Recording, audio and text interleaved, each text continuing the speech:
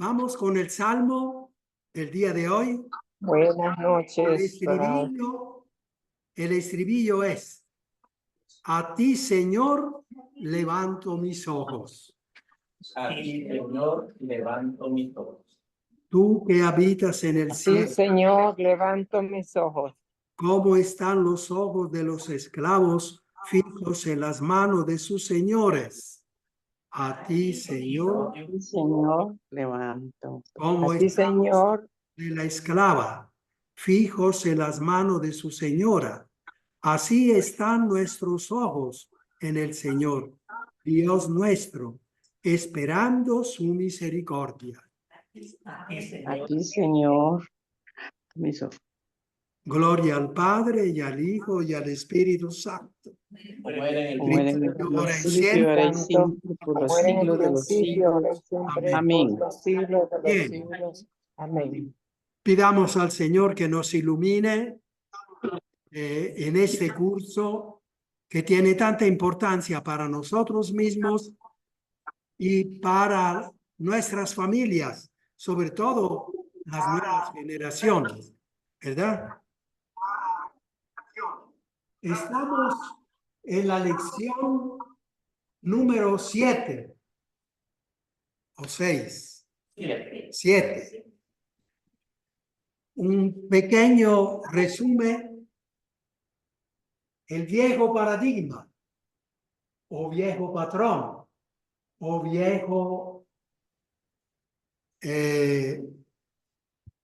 vieja teoría. Hay varias palabras para decir una forma de ver las cosas que van cambiando de generación en generación, especialmente cuando se trata de un cambio de época, como es nuestra época, como es nuestra generación. Como ejemplo de este cambio de visión de las cosas de Dios, este es el curso. Cambio de visión de las cosas de Dios, que hemos dicho cambio de paradigma. Podríamos decir cambio de patrón de ver las cosas de Dios. Podríamos decir cambio de teoría, como ver las cosas de Dios. Entonces, la Semana Santa, ahora tomada en el conjunto, puede ser un ejemplo que nos hace entender el nuevo paradigma, el nuevo patrón de ver las cosas de Dios. Recordemos un rato cómo nuestros abuelos, nuestros papás pensaban, leían, oían lo de la Semana Santa. Nosotros algo ya hemos oído, aquello lo conocemos, solo que aquí estamos diciendo que vamos hacia un cambio. Entonces, tratemos de recordar cuál era la visión de nuestros papás, de nuestros abuelos. ¿Cuál era la teología? ¿Cómo veían esta Semana Santa? ¿De qué se trataba la Semana Santa? Todos sabemos que se trataba del dogma de la redención. Cristo nos ha salvado. De eso en el conjunto sabíamos. Pero luego, ¿nos ha salvado de qué? ¿Nos ha salvado cómo? Estas cosas han cambiado.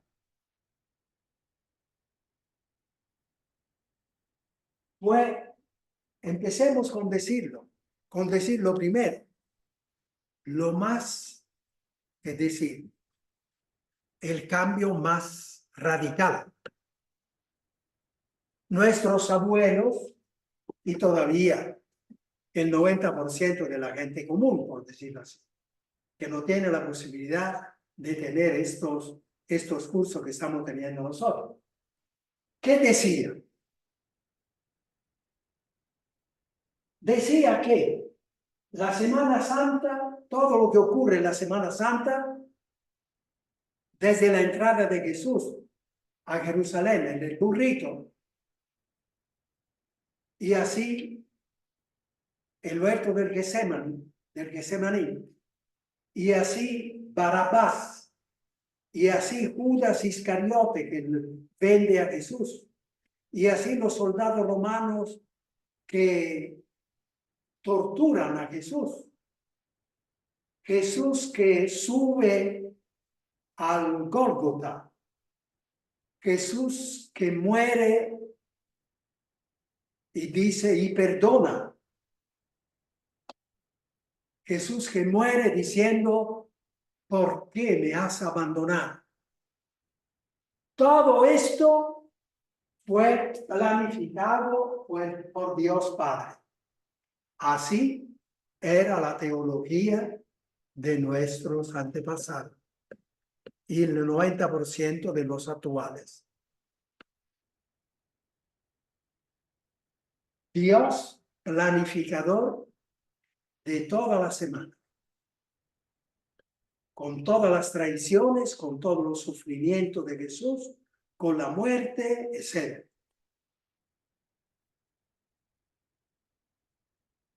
Para que su Hijo Jesús le pagara con su sangre la deuda del pecado de la humanidad. Este era el principio teológico. Porque la pasión, Dios Padre la quiso para que la humanidad pagara con su sangre la deuda del pecado. Como la humanidad no tenía la capacidad de hacer eso, entonces Jesús se puso en lugar de la humanidad. Nos ha redimido, el Redentor. Esta era la teología. Que venía de una síntesis que San Anselmo de Aosta, al finalizar el primer milenio, entonces hace 1000 años, este santo quiso hacer una síntesis de todo lo que se decía, que se pensaba, que se sentía en torno a la Semana Santa. ¿Por qué Jesús ha muerto? Y entonces él, 4 puntos. La síntesis, el resumen.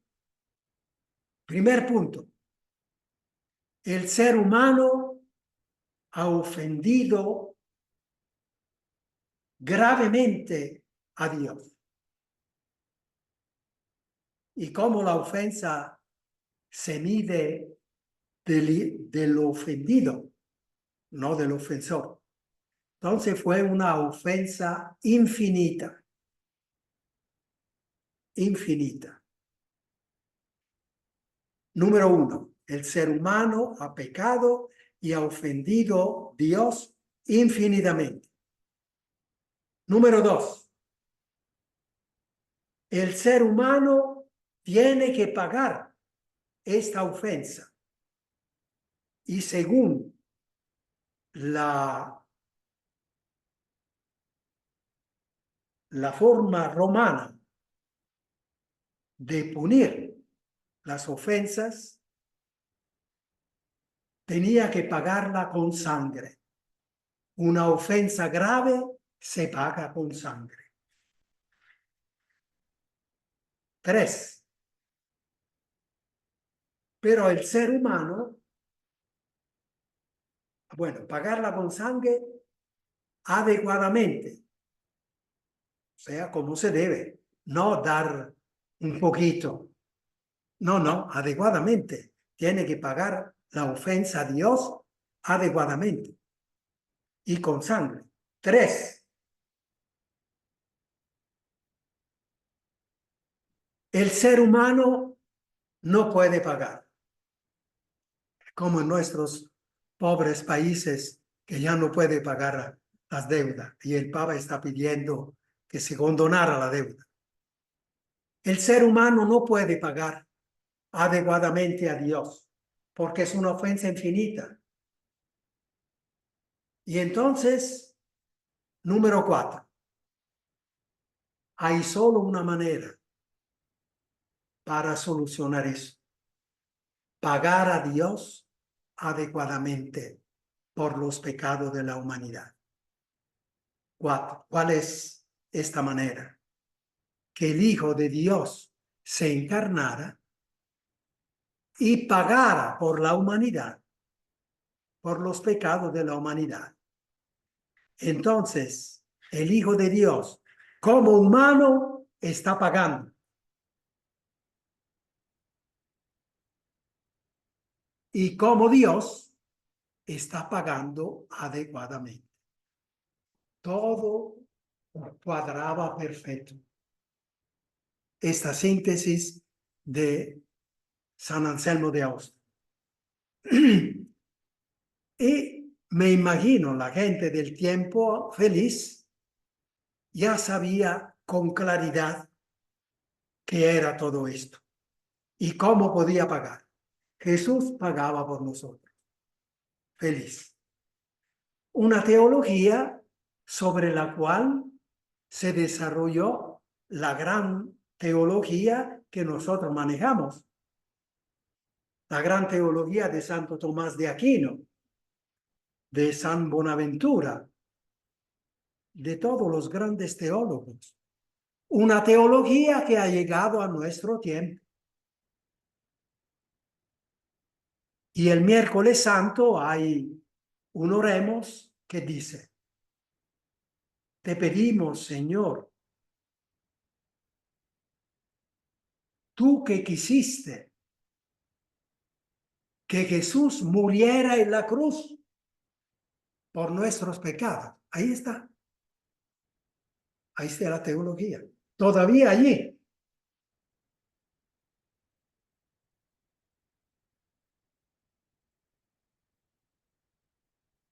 San Anselmo de Aosta sintetizó la interpretación del dogma de la redención de la siguiente manera, y lo acabamos de decir. Es una interpretación de lo que ha ocurrido, de la pasión del Señor. Cómo la gente del tiempo sentía y se expresaba, y cómo leía la Sagrada Escritura y la interpretaba. Eran interpretaciones.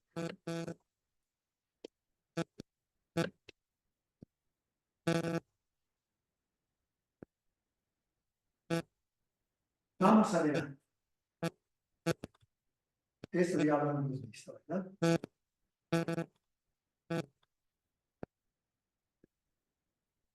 De esta manera, con su muerte, nos salvamos. Adelante.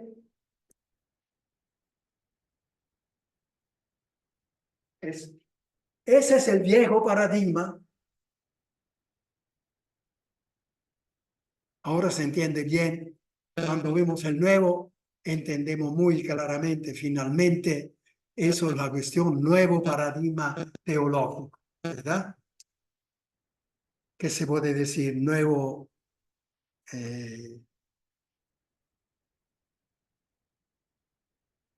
teoría, nueva teología, nueva interpretación, nuevo patrón.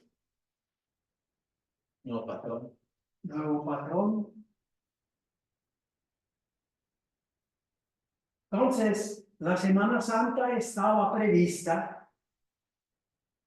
Espera, Ahora vamos al nuevo paradigma.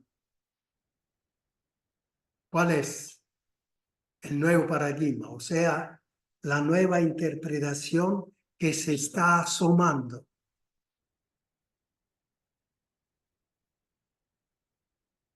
que el tal teólogo escribió este libro, que tal obispo dijo tal cosa, que el Papa Juan Pablo II dice que el infierno no lo hizo Dios. Así hay trazos de luzazos, que sin embargo uno dice, parece que así es. Y en las prédicas oye cada vez menos los curas hablar del viejo paradigma, cada vez menos oye hablar del infierno, cada vez menos. Algo está cambiando. Ciertos personajes salen al aire para decir cosas que otros no se atreven, pero percibimos que es un poco el sentir de todo. Ahora los curas ya no, desde la prédica, no amenazan, no. En fin, algo está cambiando. ¿Qué está cambiando? La Semana Santa estaba prevista, no preestablecida. Esa es una afirmación que bota ya lo primero del viejo paradigma. La Semana Santa estaba prevista. Claro que Dios que ve todo sabía,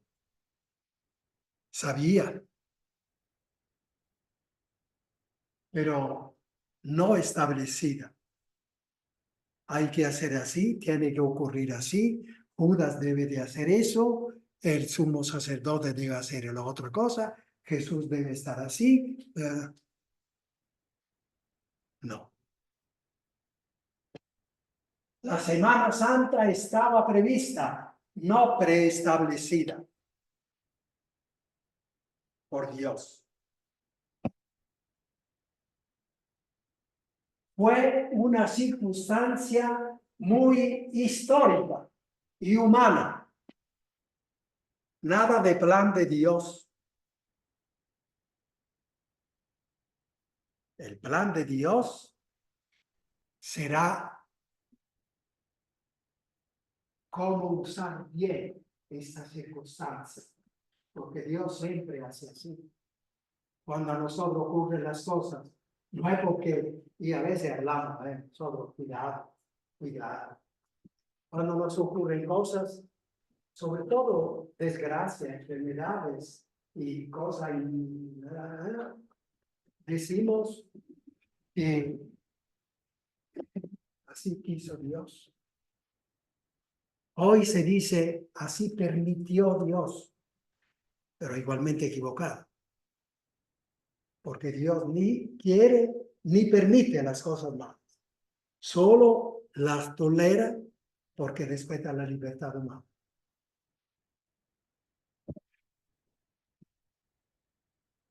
Entonces fue una circunstancia muy histórica y humana.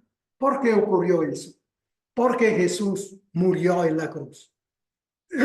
¿Cómo responderían ustedes? ¿Por qué Jesús murió en la cruz?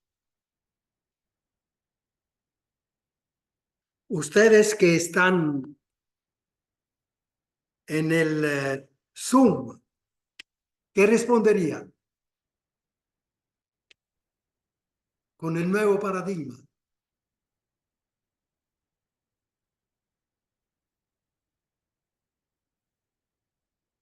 Responderían, sí. No sé qué decir. Fray, ¿con respecto a qué? Disculpe. Si un niño o un joven pregunta, ¿por qué Jesús murió en la cruz? ¿Ustedes qué le responderían a este joven? Bueno, le responderíamos porque Dios respeta nuestra libertad y Él está sometido, su voluntad no, está sometida a su voluntad porque respeta la nuestra. Bien. Bien. Una forma más Y directa. no es la voluntad de Dios. Fray, Sí, adelante. Fray Mauro, Sí, sí, porque las autoridades religiosas de ese tiempo y los romanos quisieron matarlo. Ellos fueron los autores intelectuales, hechores, ¿verdad?, de lo que hicieron con Jesús. No fue la voluntad del Padre, sino eso. la voluntad de quienes estaban en contra de él. Muy bien. Muy bien. Aquí hay una respuesta de los que presencian. A ver. Sí, entiendo, y eso es el conocimiento de todas las personas, que todos los actos previstos por o según son por el según el comportamiento humano. En otras palabras, es que toda acción tiene una reacción. En este caso, Jesús, él no vino con la misión para que lo mataran. Se sabía que si él iba a actuar de alguna manera, viendo por la necesidad humana desde la pobreza y todo esto, ¿verdad? A los interesados, a los que estaban arriba, como sucede en la actualidad, pues no les iba a gustar. Bien, esa es la respuesta en el conjunto. Yo sería más breve. ¿Por qué Jesús murió en la cruz? La respuesta es porque lo mataron. Así es. Llama la atención porque que vas buscando, que voy a responder. Nosotros, enfermo con el viejo paradigma, vamos buscando cómo decir, cómo lo voy a decir. ¿Por qué murió en la cruz? ¿Por qué lo mataron? Porque los romanos eso quisieron, porque los sumos sacerdotes eso quisieron. Así nomás. No porque Dios era la voluntad del Padre. Entonces, el que se mete a Redentor sale crucificado. Esto ustedes lo dicen. Y lo habrían dicho tal vez, sí, aunque no fueran cristianos, uno lo dice de otra manera. Sí, si te pones a defender al pobre, vas a tener encima al rico que te pega. Así nomás, de lo más sencillo de este tipo. Entonces, Jesús murió porque lo mataron. ¿Y por qué lo mataron? Ahora sí, bonita la reflexión. ¿Por qué lo mataron? ¿Cómo hablaba Jesús? Hablaba en favor de los pobres, hablaba en favor de la misericordia de Dios, que decía que las prostitutas y los ladrones irán adelante de ustedes, les decía a los sumos sacerdotes que tenían una soberbia que alcanzaba el otro lado del cielo. Jesús, sin pelo de la lengua, decide Dios, sí, la divinidad humana es divinidad humana, pero la de ustedes sí que es maldad. La de ustedes sí que es maldad. Y por eso fueron nutriendo dentro la rabia y la venganza. Es suficiente leer el Evangelio, perdón. No hubiera recibido sus pláticas, yo hubiera dicho que lo mataron por mí. Sí, es eso lo que... Ahora, que eso nos ha hecho bien, es cierto, nos ha dado un ejemplo de que uno tiene que ser fuerte, incluso hasta dar la vida por amor, aunque te mate. Eso que nos ha enseñado.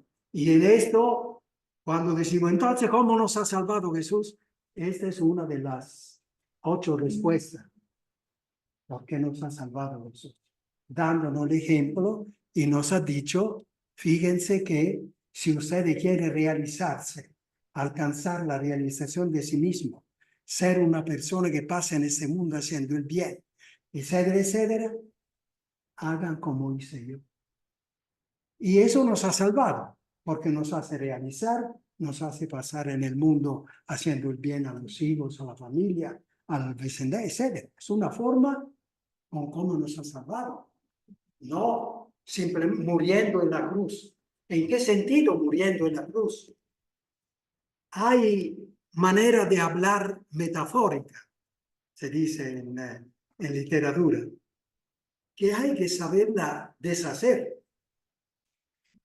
Porque las metáforas son ejemplos, son comparaciones. Entonces tú tienes que explicar la comparación, si no, no nos entiende. ¿Verdad?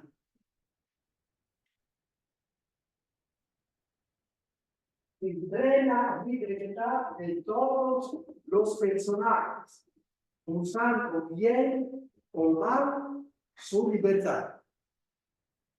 A Jesús le pasó una circunstancia muy humana, que es la que pasa histórica. O sea, esto pasa desde el inicio de la creación hasta hoy.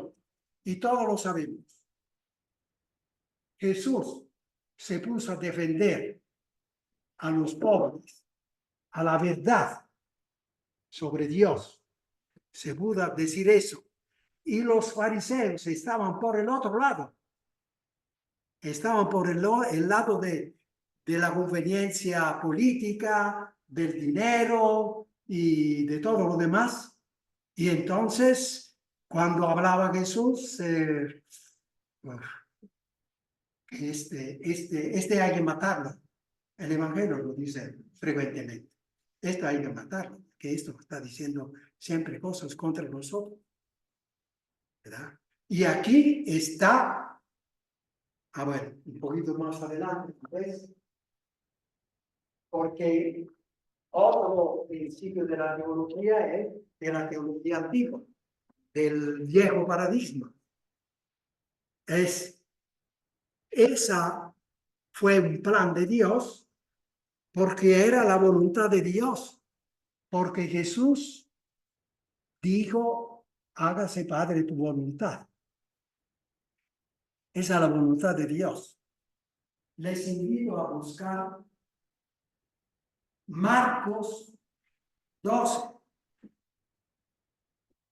Marcos 12. Ustedes del sur. Marcos 12, del 1 al 13. Marcos 12, del 1 al 13. También Mateo tiene esta parábola, pero Marco es más directo. Vamos a oír qué dice Marco. Ya está. Aquí.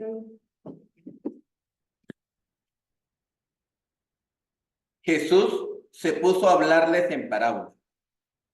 Un hombre plantó una viña, la cercó, cavó un lagar y construyó una torre de vigilancia. Después la arrendó a unos viñadores y se fue al extranjero. A su debido tiempo envió a un servidor para percibir de los viñadores la parte de los frutos que le correspondía. Pero ellos lo tomaron, lo golpearon y lo echaron con las manos vacías.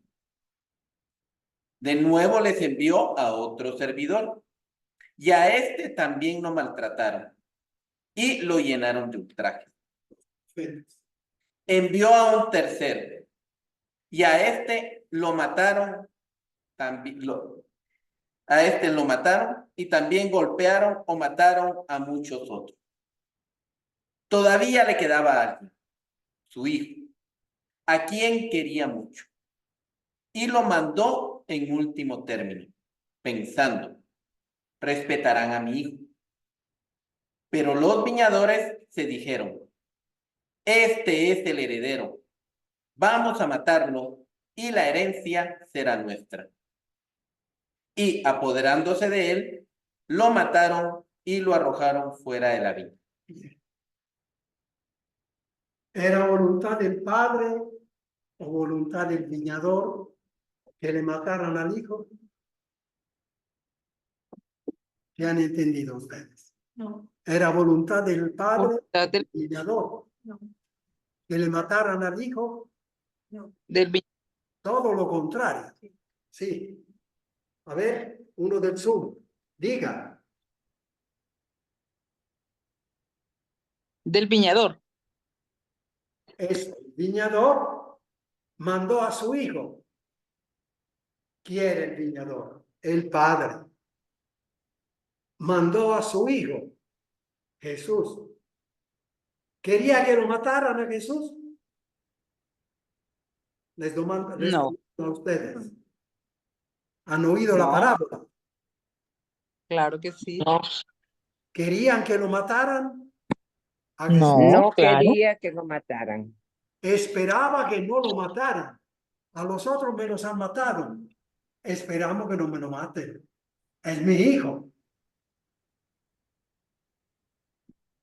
Entonces, este es el segundo punto fuerte de la teología de la Semana Santa. Decir que es la voluntad del Padre, la voluntad, la Semana Santa. Padre, disculpe, que lo que no entiendo es, entonces, ¿por qué Jesús le dijo que se haga lo que Esta fue la interpretación de la gente del tiempo. Pero con estas parábolas es evidente que no era la voluntad del Padre, que le mataron al hijo. La voluntad del Padre era que el Hijo, como había prometido en el bautismo, quedara siempre fiel al amor. Eso lo pide a usted, lo pide a usted, lo pide a mí, lo pide a cada uno. Porque esa es la voluntad del Padre. Que amemos y que quedemos fieles en el amor. Esa era la voluntad que el Hijo, cuando en el Getsemaní dijo, si es posible, pase este cáliz. No me gusta. No me gusta. Ahí nos hicieron entender que Jesús abrazó el sufrimiento, la cruz. Todo una metáfora que hay que quitar. Hay que quitar, si no la gente se confunde. Porque no es cierto que Jesús abrazó la cruz. Fray Mauro, Sí, también en la cruz, Cristo, cuando está en el mayor suplicio, ¿verdad? Se siente hasta abandonado de Dios, aunque ya sabemos, es un salmo el que él repitió. Padre, ¿por qué me has abandonado? Dijo también, o sea, él no esperaba eso, mucho menos, ¿verdad? Jesús no esperaba eso. Sabía que venía acá, porque el Padre lo mandaba, ¿verdad? Para salvarnos, pero solamente Dios sabe de qué forma nos iba a salvar, pero no precisamente a través de lo que ocurrió, del gran sacrificio, no fue así. Seguro había otra manera, que Jesús seguro se hubiera inventado, la hubiera creado para salvarnos de otra manera, no sí, con su sangre sí. y mucho menos voluntad del Padre. Sí, la otra forma, cómo nos ha salvado, dijimos una, esta es la segunda, dándonos el ejemplo que hay que ser fiel al amor hasta el final, cueste lo que Así es. cueste, cueste lo que cueste. Así es. Entonces, vean que tenemos dos puntos teológicos del nuevo paradigma, del nuevo patrón, de la nueva teoría, de la nueva interpretación de las cosas de Dios. Y este ejemplo básico de la Semana Santa. Eso de la voluntad de Dios, posiblemente más adelante cuando vemos punto por punto. Pero la voluntad de Dios era esa que había prometido en el bautismo. Cuando se comprometió, este es mi hijo predilecto, escúchenlo. Y se comprometió a seguir la voluntad del Padre siempre, por supuesto. ¿Verdad? Estos dos puntos teológicos. No estaba prevista la pasión, sino estaba solo prevista, no preestablecida. Y la voluntad del Padre es la fidelidad de Jesús en el amor.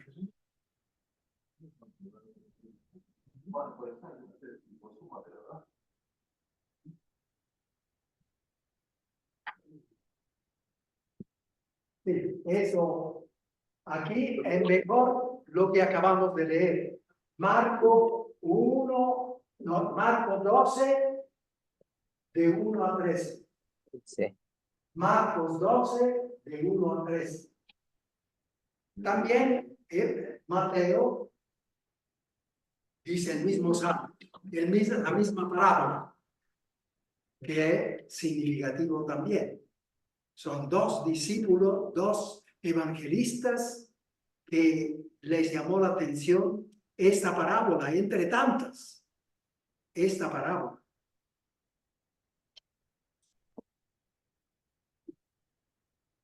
Y en Avenir, pero a mí se me olvidó traer la hoja de Avenir la próxima vez, es un ejemplo del nuevo paradigma. Cómo se va abriendo camino, cómo se va reconociendo. Antes decíamos, un teólogo escribe un libro presentando esta visión, otra interpretación, un sacerdote o los sacerdotes hablan ya de cierta manera, ya no amenazan, ya no hablan demasiado así de esa pasión cruel en el sentido llamativo. Yo siento esto, yo soy uno que siento eso.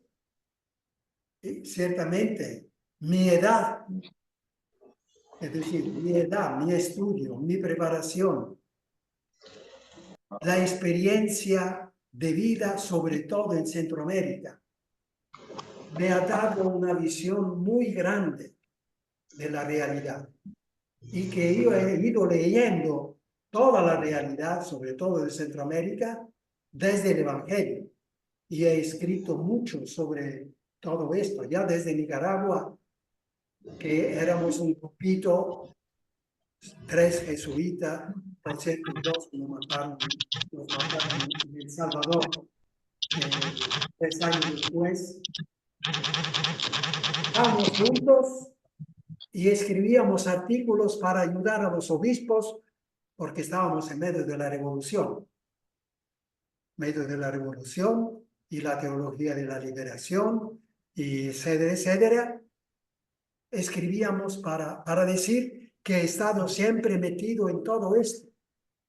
De manera que mi sentir, mi intuición, de la cual siento mucha seguridad, tiene una base sólida. Sin embargo, yo no uso esa base como única. Si no encuentro alguna testimonianza, algún testimonio de personas de más alta calidad, como teólogos, como el Papa, en fin, casi no lo digo. Porque no siento de tener es decir, una seguridad o un poder o una capacidad como para cambiar cosas tan importantes, tan fundamentales. Esta vez, sobre esto, tengo el punto de referencia de Avvenire. Avvenire, que significa futuro, es el diario de los obispos italianos, de la Conferencia Episcopal Italiana. Ellos tienen un diario. ¿Usted cómo dice? Un diario, ¿se entiende? Sí. Periódico Tiene un periódico digital. todos los días. Y los obispos italianos son, creo, 4, 5, 500, ¿verdad? Son un montón. Entonces, es un diario importante porque ellos los escriben y lo llevan adelante precisamente para presentar la visión cristiana a todo el mundo, porque luego se traduce, está traducido en todas las lenguas, ese diario, inmediatamente. Este Avvenire yo he leído y he empezado a leerlo todos los días, desde cuando uso la computadora como frecuencia, 10 años, hace 10 años. Yo he encontrado muchos artículos sobre este tema, en este tono del nuevo paradigma. Entonces yo me he ido convenciendo cada vez más que la cosa va por ahí. Y cuidado, el razonamiento mío era, cuando leía un artículo así, trataba de ver en los otros números del diario, al menos por 2 semanas, a ver si hubo algún obispo que reaccionó negativamente y que dijera, no, ¿qué van a decir? ¿Qué hace decir allí? Lo mínimo es que los obispos dicen, puede ser, podría haber esta interpretación.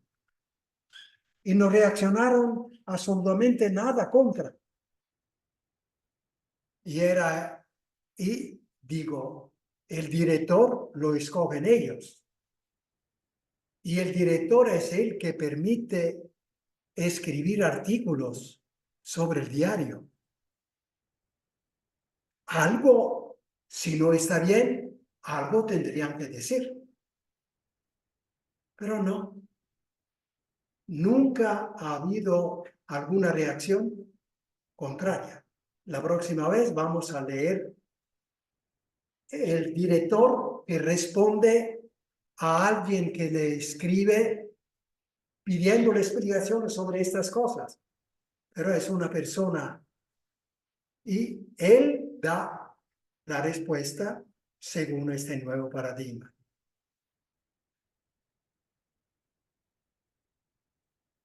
Así, cuando se habla de Dios, que nunca manda desgracia, nunca manda castigos, nunca manda enfermedades, etc. Yo traigo a colación lo que dijo San Juan Pablo II el 1 del año de 2005. Murió 3 meses después. La pregunta era, ¿de dónde viene? A ver, ¿de dónde viene la maldad? No, era otra palabra. ¿De dónde viene la desgracia? Algo así. La muerte, la maldad.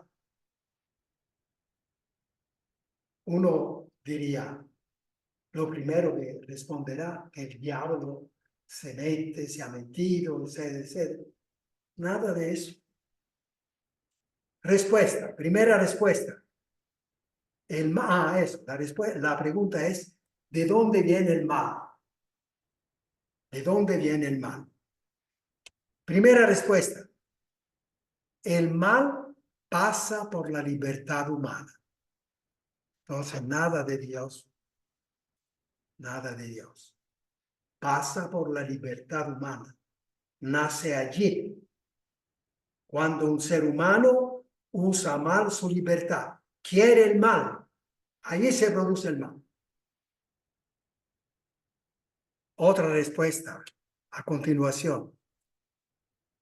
El mal tiene nombre y apellido.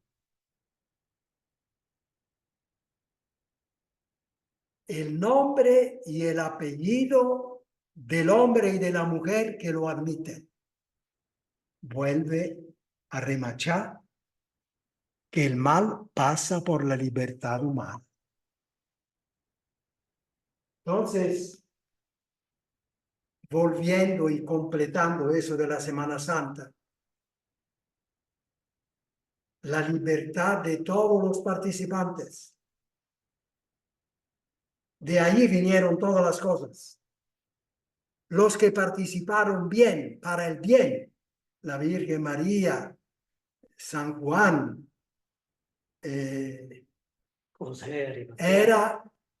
participaron usando bien su libertad.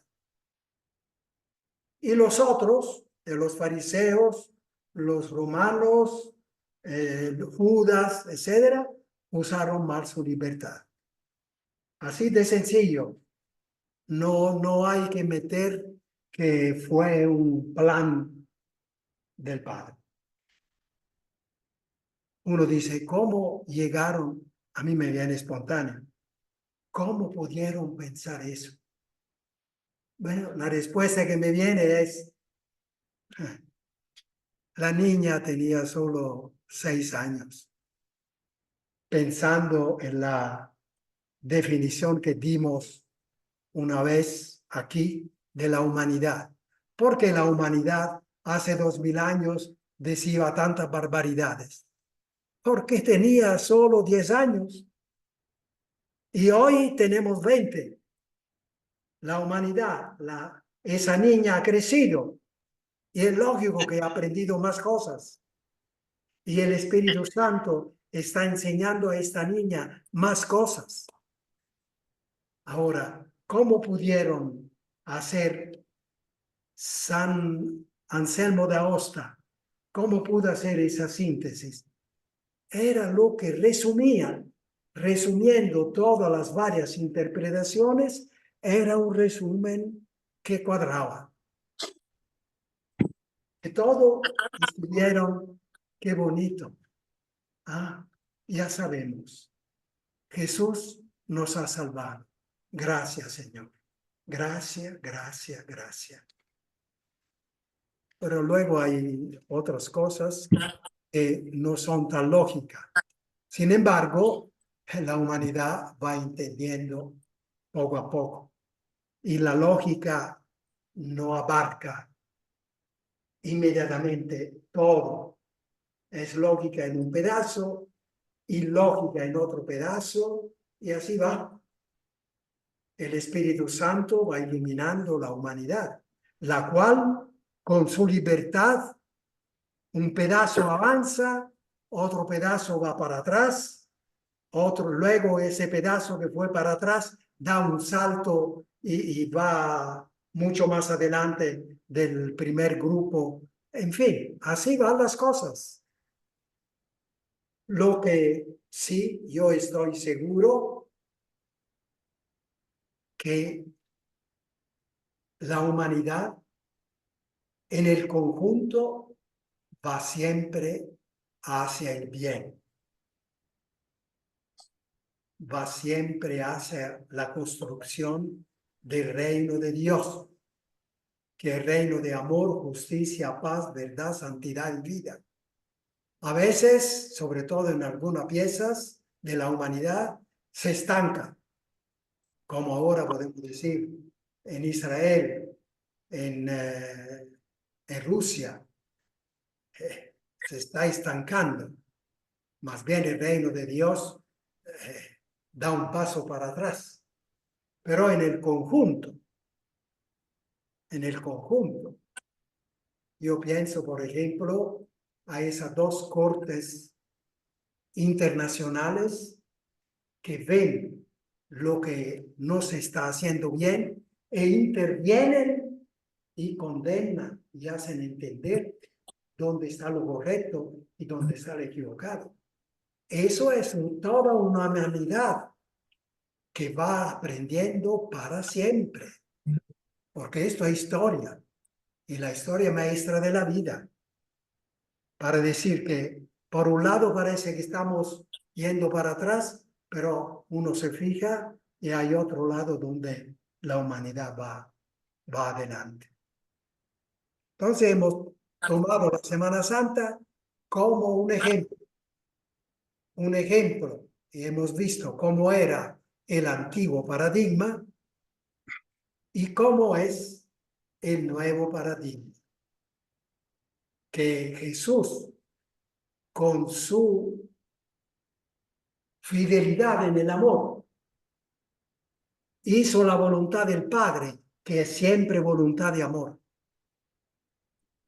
y ha enseñado a la humanidad cuál es el camino correcto para ayudar a uno mismo, para ayudar a la humanidad, para hacer bien las cosas, para dar gloria a Dios, todas las cosas bellas que nosotros conocemos. Y hay otras motivaciones por las cuales el Señor nos ha enseñado, nos ha salvado, ¿verdad? No haciendo la voluntad del Padre, que habría sido una voluntad así, que no se entiende, hoy nosotros no la entendemos vaya, pero una voluntad que era conforme al tiempo. Así hacían los que mandaban, que organizaban las cosas para bien, pero a través de problemas, de actitudes, de actuaciones malas. Hoy nosotros estamos claros, pero hace 2000 años no. Había otra manera de ver la humanidad, otro paradigma de leer lo que pasaba en la historia, ¿verdad? Creo que se ha entendido bien. Perfecto. La niña crece en lógica, en humanidad y en moral de los derechos humanos. El Espíritu Santo sigue inspirando a toda generación humana y al magisterio para que garantice la verdad entera. Esa es la conclusión. Si pueden encontrar esta página, Juan 16, 12 y 13.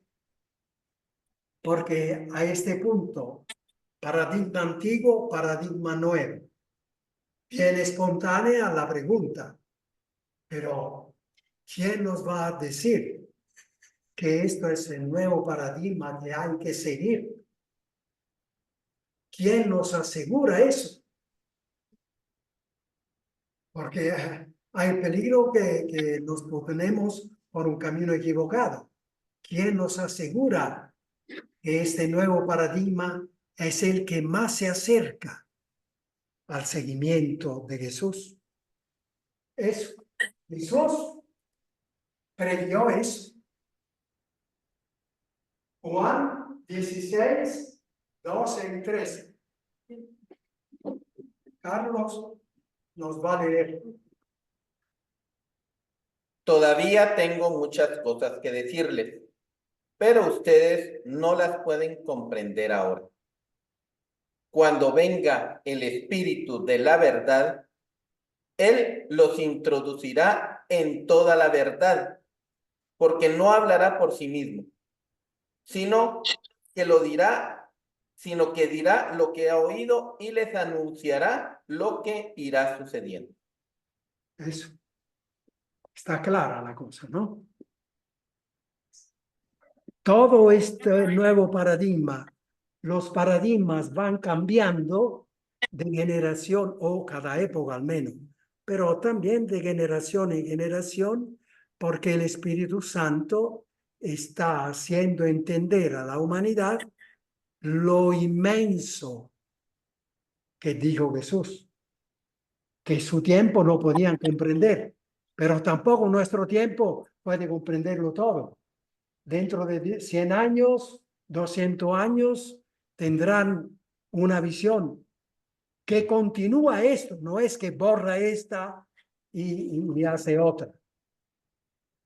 Como la que nosotros vimos en el primer paradigma, no es que está equivocado el dogma, que Jesús no nos ha salvado y que Jesús no ha hecho la voluntad del Padre. No, el dogma queda. Jesús nos ha salvado. Solo que las interpretaciones del cómo, del cuándo, del por qué, eso se van iluminando cada vez más. En el antiguo paradigma, la voluntad del Padre, Jesús la quiso hacer.